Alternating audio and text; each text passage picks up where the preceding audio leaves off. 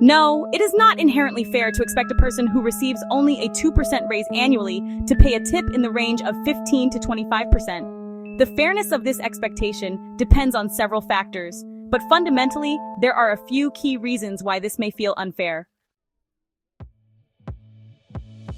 Income inequality and wage disparities. Low annual raises. If a person is only receiving a 2% raise each year from their own job, this is likely to be a modest increase that doesn't significantly improve their financial situation, especially when accounting for inflation and rising living costs. A 2% raise often barely keeps pace with inflation, meaning the person's purchasing power remains largely the same or even decreases over time. Tipping expectations. On the other hand, being asked to tip 15 to 25% on a bill adds a significant financial burden, especially if the person is already struggling with limited wage increases. When a worker's compensation depends on tips, especially in restaurants with low hourly wages, it can create a disconnect between the expectations placed on the customer to tip generously and their own financial reality, where raises are minimal. Pressure of tipping on customers. Inconsistent costs. Tipping 15 to 25% may feel arbitrary or excessive to many customers, particularly if they are already stretched thin by their own financial obligations. For someone with low wage increases, adding a significant tip on top of their meal bill could feel like an unfair expectation.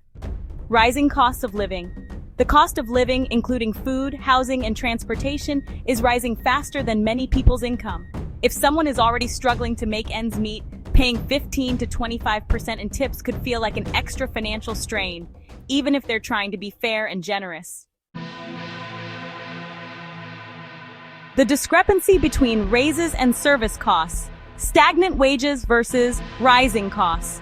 While many service workers are stuck with low wages that rely on tips to make a living, the consumer is often caught in a similar bind.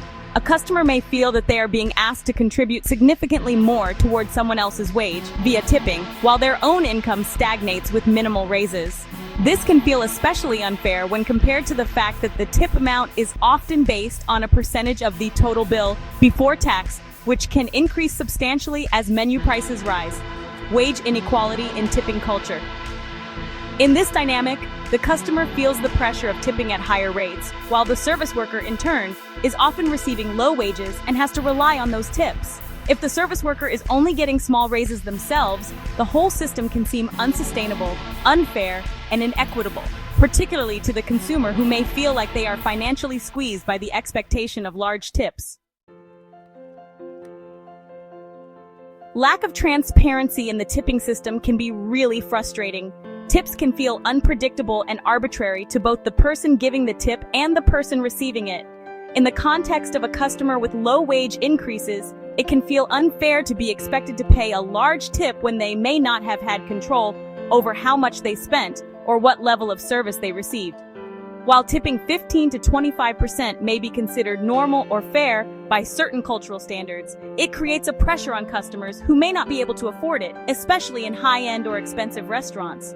A 2% raise on a modest salary makes it even harder for that customer to accommodate such tipping expectations regularly. Fairness and social pressure are significant factors in the tipping culture. Tipping is a social norm, but it doesn't take into account the financial strain on the customer. While tipping might feel fair to service workers who depend on it for their livelihood, it can feel inequitable to someone already struggling with low income increases.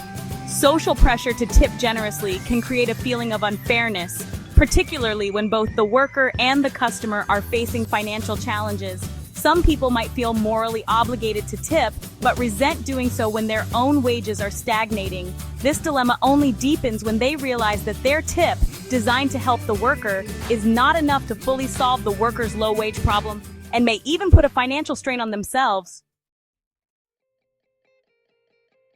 Let's talk about some alternatives to the tipping system. One alternative to this issue is a move toward tipping-inclusive pricing, where service charges are built into the total cost of the meal, meaning customers don't have to tip separately.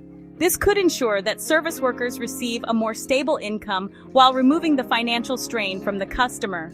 The long-term solution to this issue lies in a broader discussion about whether service workers should be paid a living wage by their employer without relying on tips to make up the bulk of their income.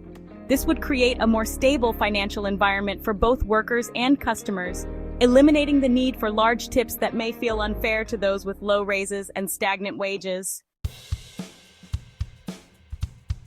It is not entirely fair to expect someone who only gets a 2% raise a year to pay a tip in the 15 to 25% range, especially if that person is already struggling with their own financial pressures. The tipping system itself creates a disconnect between what the customer can afford and what the worker needs, making the entire system feel inequitable. A more transparent, fair, and consistent compensation structure for service workers, one that doesn't rely on tipping, would help address these concerns and create a more equitable experience for both workers and consumers.